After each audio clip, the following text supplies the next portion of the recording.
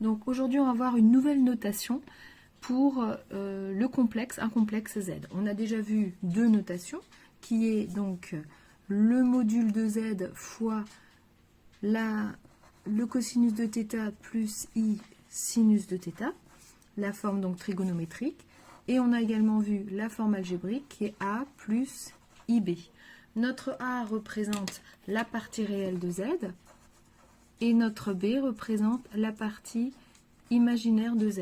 Donc A plus IB, c'est aussi ce qu'on peut écrire partie réelle de Z plus I fois partie imaginaire de Z. R cos θ plus I sinus θ, donc notre forme trigonométrique. R cos θ plus I sinus θ. R correspond au module de Z. Le cosinus des θ, c'est un argument de Z. Donc on aurait aussi pu écrire ça argument de Z. Plus I, facteur de sinus θ, donc sinus de argument de Z, qui est quand même une écriture assez lourde pour le complexe Z. Alors, j'en reviens au complexe Z qui s'écrit cos θ plus I sinus θ. Si ça, c'est sa forme trigonométrique, ça signifie que le module de Z est égal à 1. Pareil pour Z', le module de Z' est égal à 1. Donc là, je prends deux complexes un peu particuliers. Donc ici, je vais introduire maintenant une fonction f. La fonction f, qui a un argument θ, va associer la forme trigonométrique cos θ plus I sinus θ avec ici une forme trigonométrique si le module du complexe vaut 1. Je vais essayer de m'intéresser un peu plus à cette fonction f et voir ce que vaut l'image de θ plus θ'. C'est égal au cosinus de θ plus θ' plus I sinus de θ plus θ'. Je vais également regarder ce que vaut l'image de θ multipliée par l'image de θ'. Donc l'image de θ, c'est cosinus θ plus I sinus θ fois cosinus de θ' plus I sinus θ'. Donc ici, c'est comme si je multipliais le Z que j'avais au départ fois le Z' que j'avais au départ. Or, quand je multiplie deux complexes, je peux regarder ce qu'il en est de leur module. Or, je sais que le module de Z fois Z', c'est le module de Z fois le module de Z'. Et on avait dit au départ que nos deux complexes Z et Z' avaient un module de 1, puisque leur forme trigonométrique, c'est 1 fois cos θ plus I sinus θ.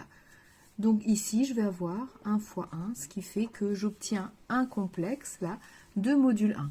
Je peux regarder ce qu'il en est de l'argument, enfin d'un argument de Z fois Z'. Or, j'utilise ma propriété qui dit que argument d'un produit, c'est égal à la somme des arguments. Donc, on a argument de Z plus argument de Z'. Argument de Z, c'est θ, argument de Z', c'est θ'. C'est bien ce que nous dit la forme trigonométrique ici de Z et de Z'. Donc j'obtiens Z fois Z', un complexe qui a un module de 1 et un argument de θ plus θ'. Ce qui fait que ma forme cos θ plus I sinus θ, facteur de cos θ' plus I sinus θ', je peux très bien l'écrire, forme trigonométrique directement. Donc cosinus de un argument du produit Z fois Z' qui est θ plus θ'. Donc cosinus de θ plus θ' plus I sinus de θ plus θ'. Et qu'est-ce que j'obtiens alors là? Par rapport à ce que j'avais ici calculé, j'obtiens l'image de θ plus θ'. Donc je viens de montrer que ma fonction f a quand même une particularité. Donc l'image de θ plus θ'. Quelle est cette particularité? Quand au départ j'ai une somme de deux nombres, eh ben, à l'arrivée j'obtiens le produit de leurs images. Donc on peut dire en fait que ma fonction f transforme une somme en un produit. Ça vous fait penser à rien, une fonction qui transforme une somme en un produit? On ne connaît pas une fonction telle que f de a plus b, dont la propriété caractéristique justement est égale à f de a fois f de b? Eh bien, cette fonction, si on l'a déjà étudiée, c'est la fonction exponentielle. Pris comme notation la fonction exponentielle. C'est pourquoi cosinus θ plus I sinus θ, l'image de θ, f de θ, ben ça va être exponentielle, mais attention, pas exponentielle de θ, mais exponentielle de iθ. Donc voilà une notation, une troisième notation qu'on va utiliser pour les nombres complexes, c'est que cosinus θ plus i sinus θ, on va le noter exponentielle de iθ. Donc si j'ai un autre nombre complexe z dont la forme trigonométrique est r facteur de cos θ plus i sinus θ, et bien finalement, ce nombre z, je vais pouvoir l'écrire r fois exponentielle de iθ.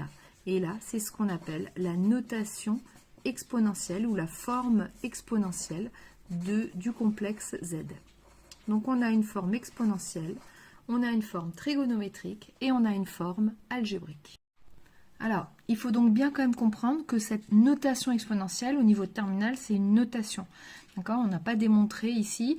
Il y a une exponentielle, il y a une histoire de complexe, il y a une histoire de série entière. C'est beaucoup plus compliqué que ça. Donc vous verrez ça pour ceux qui continuent les maths un peu plus tard. Un exemple pour illustrer ça. Si je prends le complexe z, dont la forme algébrique est 1 plus i, on avait déjà montré que la forme trigonométrique, puisque le module c'est racine de 2, va être racine de 2 facteur de cos pi sur 4 plus i sinus pi sur 4. Donc là on a la forme trigonométrique, la forme algébrique, et tout simplement la forme exponentielle. Je reprends le module, donc racine de 2, exponentielle de i pi sur 4. Et du coup, on va pouvoir avoir ici les mêmes propriétés que la fonction exponentielle qui vont pouvoir être utilisées. Donc quand je multiplie deux exponentielles, ben, je vais avoir l'exponentielle de la somme de ce que j'avais dans l'exponentielle. Donc toutes les propriétés que vous connaissez sur la fonction exponentielle, il faut bien les maîtriser.